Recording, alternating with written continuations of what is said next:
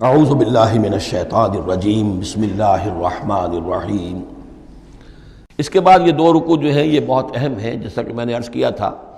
یہ حضرت عبداللہ ابن عباس رضی اللہ تعالیٰ عنہما کے نزدیک یہ تورات کی تعلیم کا نچوڑ ہے، 10 commandments, the Quranic version of 10 commandments. تورات میں جو احکام عشرہ آئے تھے اس کا یہ قرآنک ورژن ہے جو یہاں پر آ رہا ہے۔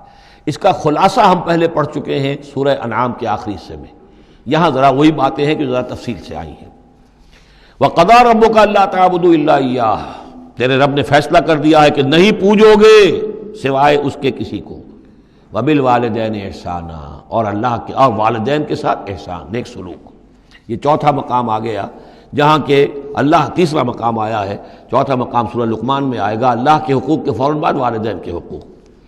اما یبلغن عندک الکبر، اگر پہنچ ہی جائیں وہ دونوں بڑھاپے تک تمہارے پاس، احدہما، وہ اکیلے، کوئی ایک ان میں سے، اور کلاہما، یا دونوں، یعنی والدین اس بڑھاپے کی اور ضعیفی کی عمر کو پہنچ گئے، یا والد فوت ہو گئے والدہ ضعیفی کی عمر کو پہنچ گئی، یا والدہ فوت ہو گئی والد ضعیفی کی عمر کو پہنچ گئے، یا دونوں کے دونوں ضعیفی کی عمر کو پہنچ گئے۔ اما یبلغن عندک الکبر احدہما او کلاہما فلا تقل لہما اف، تو انہیں اف تک مت کہو، جھڑکنا نہیں، ولا تنہرہما، ان کو جھڑکو مت، وقل لہما قولا کریما، ان سے بات کرو نرمی کے ساتھ، ادب کے ساتھ۔ کسی وقت ان کی بات ٹالنی بھی پڑ جاتی ہے، ابا جان یہ بات تو میں نہیں کر سکتا، میری مجبوری ہے، لیکن سختی کے ساتھ نہیں۔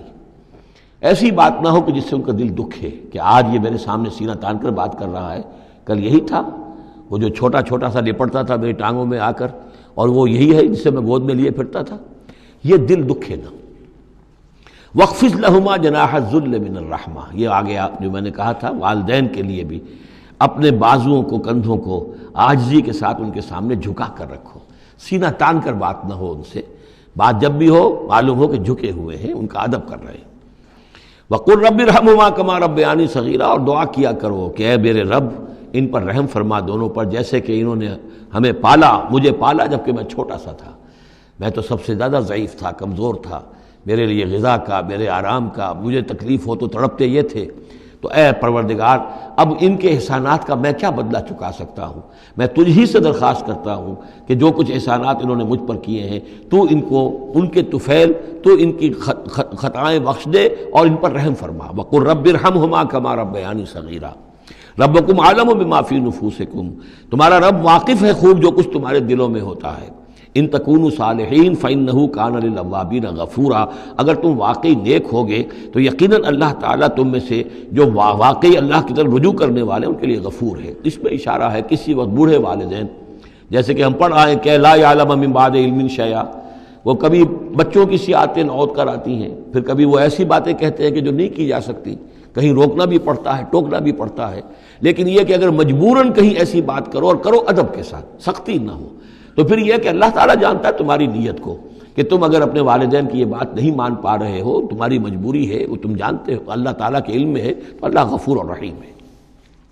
وَآتِ ذَا الْقُرْبَىٰ حَقَّهُ، اور قرابت داروں کو بھی ان کا حق ادا کرو، والمسکین، اور مسکین کو، وابن السبیل، اور مسافر کو، ولا تبذر تبذیرا، اور نام و نمود کے لیے اپنی دولت مت اڑاؤ۔ تبذیر جو ہے اسراف سے بہت بڑا جرم ہے۔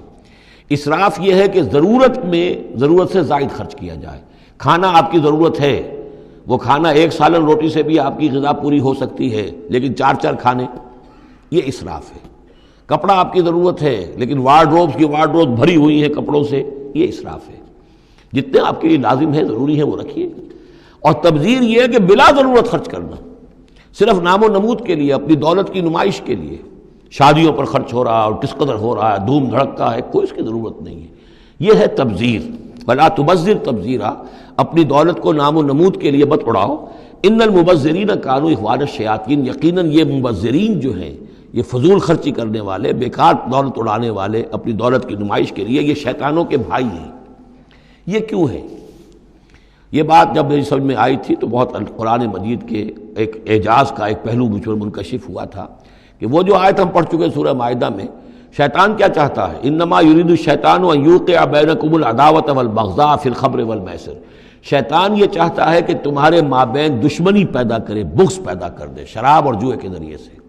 وہی بغض اور دشمنی جو ہے وہ اس سے پیدا ہوتی ہے کہ کسی سیٹھ صاحب کی بیٹی کی شادی ہے اور اس پر جو کچھ ہو رہا ہے، وہ جو پوری کوٹھی جو ہے وہ بنی ہوئی ہے، بقائے نور بنی ہوئی ہے اور دھوپ دھڑ رہا ہے.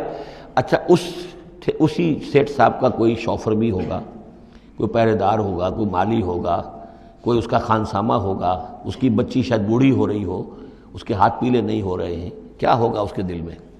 کیا چھریاں نہیں چل رہی ہوں گی اس کے دل میں؟ کیا پھر محبت پیدا ہوگی یا نفرت پیدا ہوگی؟ پھر تو ایسا ہوگا کہ جب اس کا داؤ چلے گا یہ پیٹ پھاڑے گا اپنے اس سیٹھ کا اور لے کر جائے گا.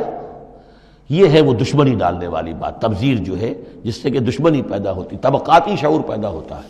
ہیوز اور ہیو ناٹس کے درمیان ایک جو خلیج ہے وہ زیادہ سے زیادہ جو ہے گہری اور چوڑی ہوتی چلی جاتی ہے. وَكَانَ الشَّيْطَانُ لِرَبِّهِ كَفُورًا، اور یقیناً شیطان اپنے رب کا بہت ہی ناشکرا تھا. صدق اللہ العظیم.